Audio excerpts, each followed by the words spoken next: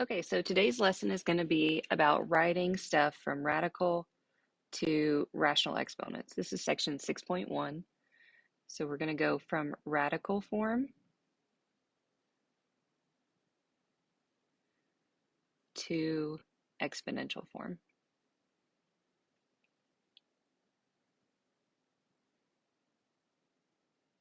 So the expectation is that you guys are writing down your notes at the same time when we go over this.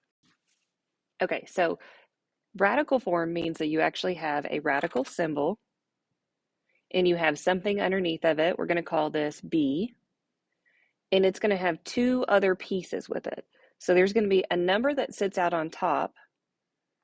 So like this number could be 3, and then b might have an exponent by itself already. So let's say 2. So I'm just going to use a variable and some numbers to show a quick example, and then we'll get into more. Now, you can rewrite this into exponential form. And the way that you rewrite it with exponential form is you start with the b, the base, because every exponential has a base, and then you take the parts, the exponent, and you write it on top, divided by the root. Now, this is also called an index, so it might be called a root or an index, just depending on where you're doing your problems, but typically we call this a root. So for our specific problem, we're going to have b raised to, the exponent was 2, divided by the root of 3. And yes, it's that simple. Okay, so here are your first 3 examples that we have, and they're already written in exponential form, and we're going to take them from exponential form backwards to where we have a radical. So feel free to hit pause whenever you want to, so you guys can take a second to write this down. Okay, so we are right now currently in exponential form. I don't have to write this, but this is just for you to see. So right now we're in exponential form, and we want to go to radical form. If we want to go to radical form, that means we have to have a radical. Radical. Radical. Radical. Now we're going to figure out what the base of each of these things are and put the base underneath the radical. The base is y. The base for this one is parentheses 3a. The base for this one is parentheses 5a. And you can do these separately if you want to. You don't have to do them all like I'm doing them. The next thing we have to do is figure out which placement the fractions go in, okay? So the top number is the exponent.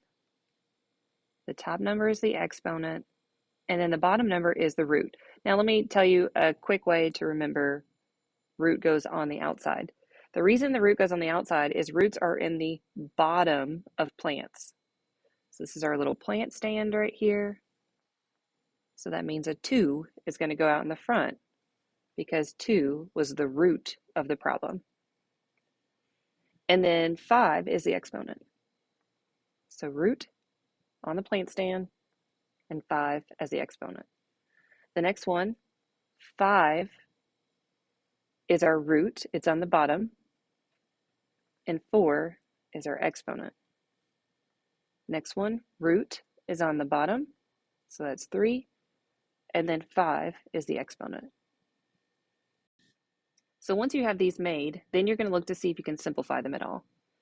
I will tell you that anytime you see the root of 2, you don't actually have to write it because the square root symbol by itself assumes that a 2 is there unless noted. So this would be your final answer.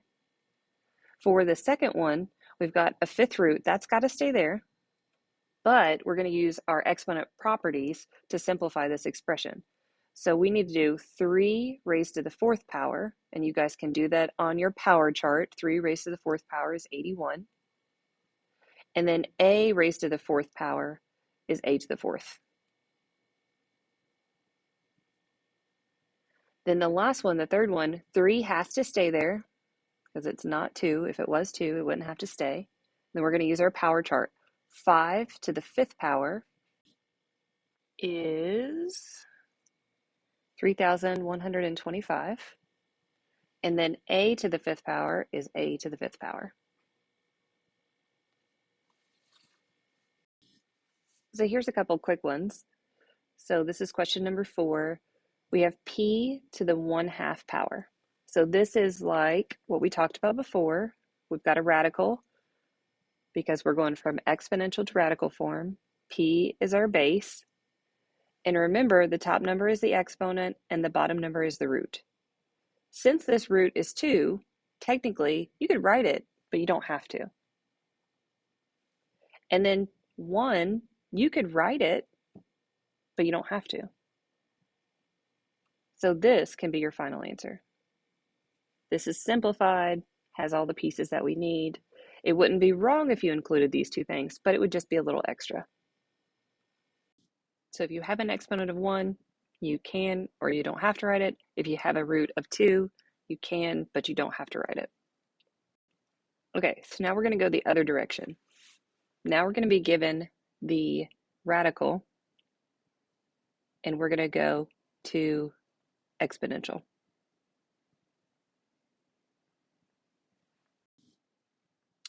So I think this is example number 5. This says the cubic root, that's how you pronounce it, of 3m. This is what's going to be given to you, and you have to write it in exponential form. Well, if you're writing it in exponential form, that means you have no radical. So the first thing you're going to do is figure out what the base is. The base is everything under the root. So that means we're going to write it as parentheses 3m. And then you have to figure out what is the exponent and what is the root. Well, the root is probably the easiest thing to find because the root is sitting out on its little plant stand. 3 is the root.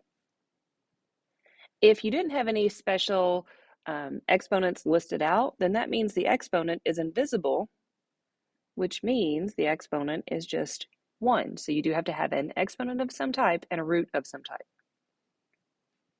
Exponents can be 1 if they're not visible. Let's try another one.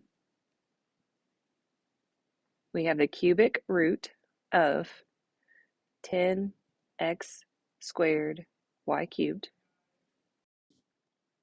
And this is what's given to us. So to write it without a radical, that means we have to figure out what is the base. Everything underneath here is actually the base. We can put parentheses around all of it. Even though it did have some exponents, you could leave it as one entire unit. I'll show you a different one here in a second. Again, the root is probably the easiest thing to find. The root sits out in front of that perch. It's on its little plant stand. It's a root. It's going to go on the bottom. That's 3. And it doesn't have an exponent listed here, so that means our exponent is going to be 1. It changes a bit when you have no root out in front.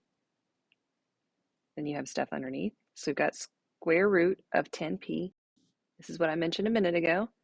If you don't have a root in there or on there sitting on the perch, the root is either going to be 2 or higher. So if it doesn't exist, if it's missing, it's really a hidden 2 in there. So then we do our base, which is 10p. It's what we can put parentheses around. Our root was invisible, but we know any root that's invisible is 2. But then the exponent, if it's invisible, is 1. On the next page, I'm going to give you 2 to try so you can pause and try them.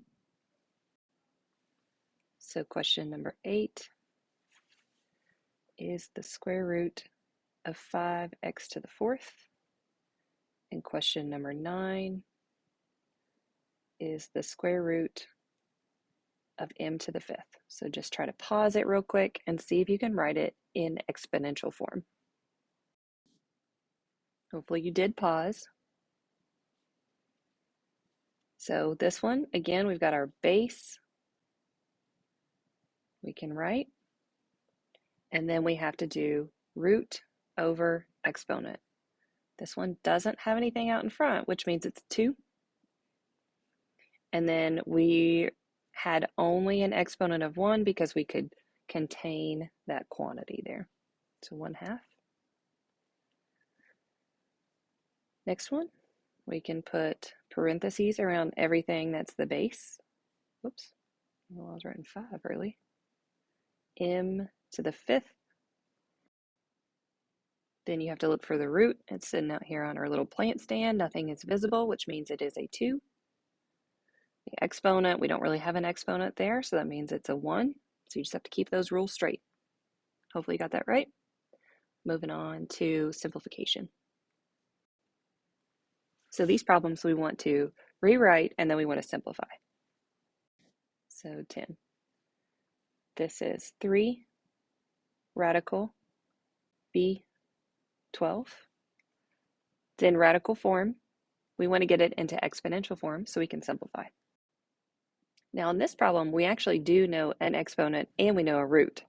So the 3 is the root and the 12 is the exponent and b is the base. So we can write it as b. Our root goes in the bottom, 3. It was on the plant stand. And then our exponent goes on top. So 12 divided by 3. You know what 12 divided by 3 is. This simplifies to b to the 4th.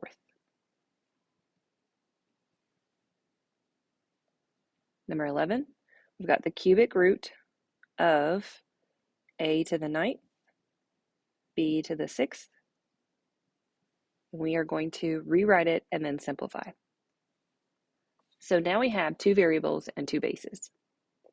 So we're going to treat these separately in order to simplify. I know that this is the root for both of the problems. So I'm going to do a with a root of 3 and b with a root of 3. And then I'm going to look for their exponents. A had an exponent of 9 and b had an exponent of 6. So the difference between these problems and the last problems is that your instructions will tell you to simplify. If it says simplify, you've got to do this. Okay, now a to the 9 divided by 3, you know what 9 divided by 3 is. It's 3. And then b to the 6 divided by 3, you know what that is, 2. That's your answer. Okay, I'm going to give you one more and then have you guys try 2 of them. So here we've got a radical, m to the 6th, p to the 8th. We've got to do the same thing. We will rewrite it in exponential form and then simplify. Okay, so my first number is m. My second number, I'm saying number, but really letter, is p. We have to identify the root first. Since there's nothing out in front there, that root is 2, which means that goes in the bottom. Roots go in the bottom. And then the exponents go on top. So m was 6, p was 8, and then you guys will simplify. I know you know 6 divided by 2 is 3. I know you know 8 divided by 2 is 4. So m to the 3rd and p to the 4th, side by side. On the next slide, you can pause and then try the problems. So the first one is m to the 4th, p to the 20th, and then the 4th root of x to the 24th, y to the 4th. So hit pause, try those, and then I'll go over the solutions in just a second.